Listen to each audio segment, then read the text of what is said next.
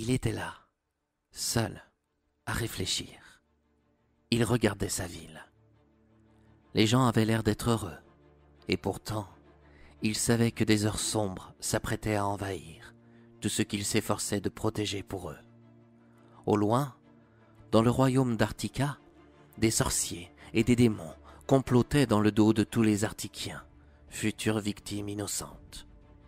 Il devra alors en tirer des conséquences et anéantir ces êtres maléfiques dont personne ne voulait entendre parler. Du haut de sa tour, Valir, le roi d'Eternitia, se doutait bien qu'on le ferait passer pour un dictateur s'il commençait une guerre qui sera, de toute manière, funeste.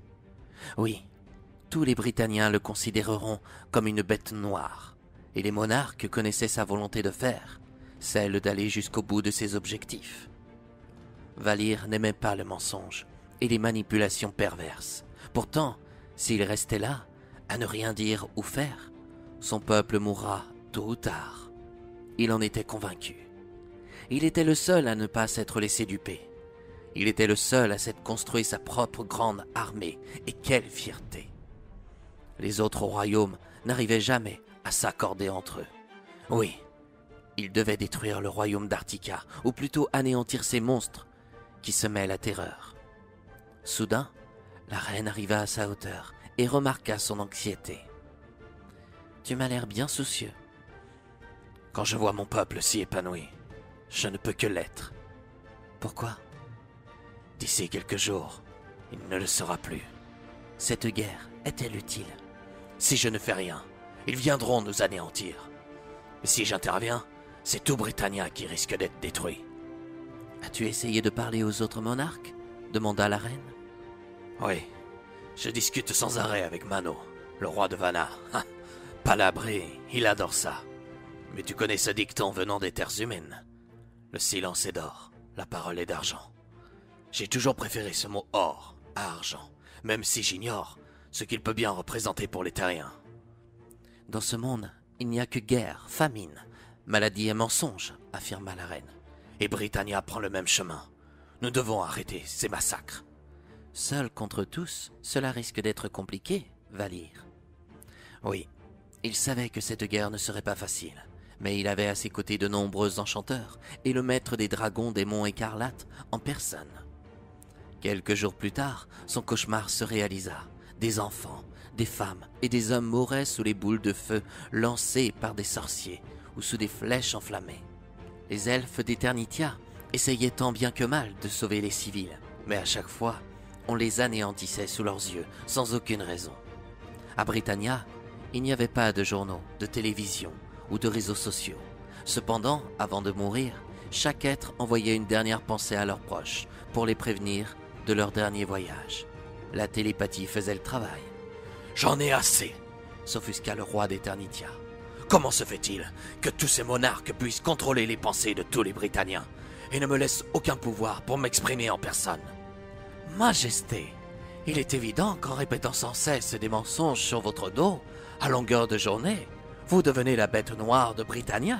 Vous saviez tout ça avant de vous lancer dans cette bataille, remarqua son ministre des armées. Oui, bien sûr. La politique du mensonge a toujours été leur arme favorite. Mais mon royaume se bat pour la justice et la vérité. Si nous sommes entrés en guerre, c'est parce que nous n'avions plus le choix. 15 jours passèrent. Le royaume d'Artica n'était plus aussi blanc qu'avant. La neige se tinta à la couleur du sang. L'armée d'Eternitia commença à s'enliser. Jusqu'au jour où l'enchanteur personnel du roi, Conrad, se proposa à mettre un terme à tout cela. « Comment comptes-tu procéder ?» objecta Valir. « Chaque guerre a une cause, mais aussi une fin, » affirma l'enchanteur. « Parle, dis-moi ton plan. » La cause de tout ceci est un roi qui se croit au-dessus de tous les autres. Comment ça? Le roi de Vanna a toujours été fort en parole, mais jamais sur les actes de bravoure. Il n'hésite pas à épier son peuple, à faire taire ses citoyens lorsque cela devient nécessaire.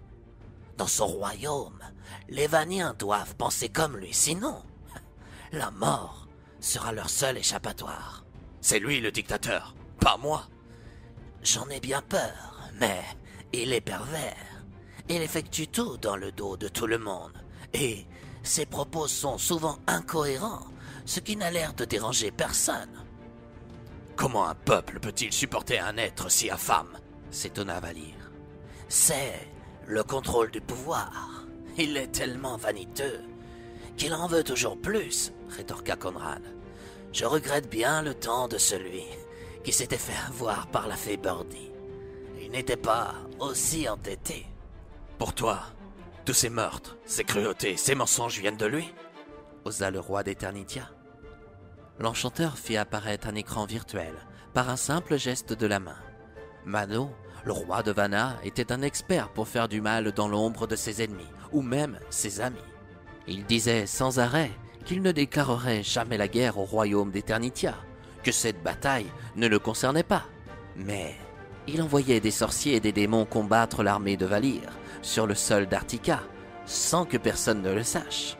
Ces êtres maléfiques prenaient l'apparence des chevaliers d'Eternitia pour tuer des civils innocents. Quelle horreur! Qui me dit que tout ce que tu me montres est réel? Lâcha le roi d'Eternitia, épouvanté par ces images. Il serait imprudent de vous amener sur le terrain, Majesté. Mais s'il est nécessaire pour que vous puissiez le voir de vos propres yeux pour me croire, alors... Je vous ai toujours fait confiance, avoua Valir. Je vous crois, Conrad. Mais cette guerre me fatigue. Vous savez bien que j'ai toujours préféré la paix. Brutalement, une boule de feu tomba au beau milieu du royaume. Valir n'en crut pas ses yeux. On n'avait pas fait attention à ces menaces. Les avait-on entendues? Avait-on détourné ses pensées? On cherchait à l'anéantir en attaquant son peuple. Effectivement, le royaume d'Artika ne ressemblait plus à rien. La forêt de la vie devenait la forêt de la mort, avec toutes ces vies qu'on détruisait, au nom de quoi? À la satisfaction d'un roi, souhaitant acquérir toujours plus de pouvoir. Sans perdre un instant, Valir demanda à son enchanteur de l'emmener à la rencontre de Mano, le roi de Vanna, par l'intermédiaire d'un portail magique. Après avoir enfilé son armure, celui-ci compta bien lui régler son compte, même s'il devait y sacrifier sa vie. Avant de partir, la reine lui posa un doux baiser sur les lèvres et lui déclara « Il y a une chose que Mano n'aura jamais eue dans sa vie. » « Vraiment? Oui, c'est l'amour d'une femme. Et s'il en avait eu dans le dos de tout le monde, elle serait certainement encore plus perverse que lui.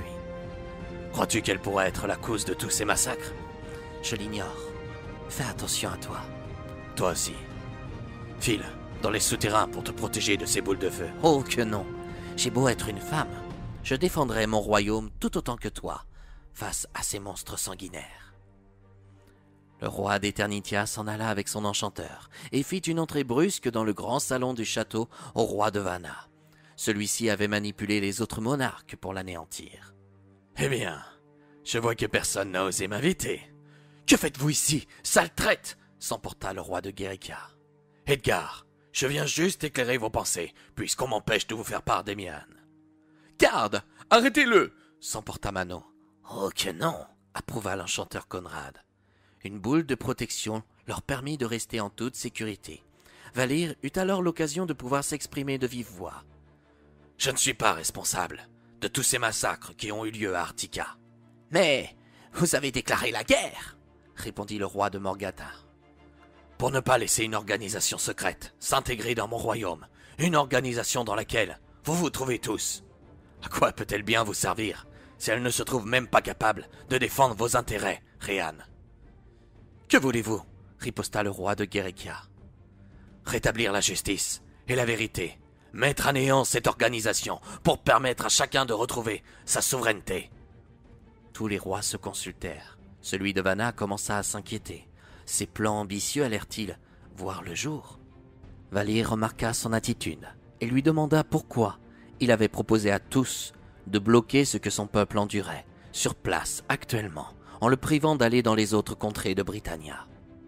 Mettant du temps à répondre, l'enchanteur Conrad montra ce qu'il avait vu sur le terrain de la guerre en créant un écran virtuel, puis il proposa à tout le monde de faire un tour dans le passé. Les monarques découvrirent les complots du roi de Vanna, avec des démons pour anéantir Artika. Ils considéraient Valir comme la bête noire de Britannia. L'objectif était de recevoir toutes les bontés de son peuple, y compris d'autres royaumes. Mano voulait acquérir une immunité à vie, un respect sans aucune faille à son égard. À cet instant, le roi de Vanna comprit qu'il perdait la face et décida de s'enfuir par l'intermédiaire d'un portail magique. Aucun monarque n'avait le droit d'exercer la magie à Britannia. Apparemment, il se moquait bien de tout cela.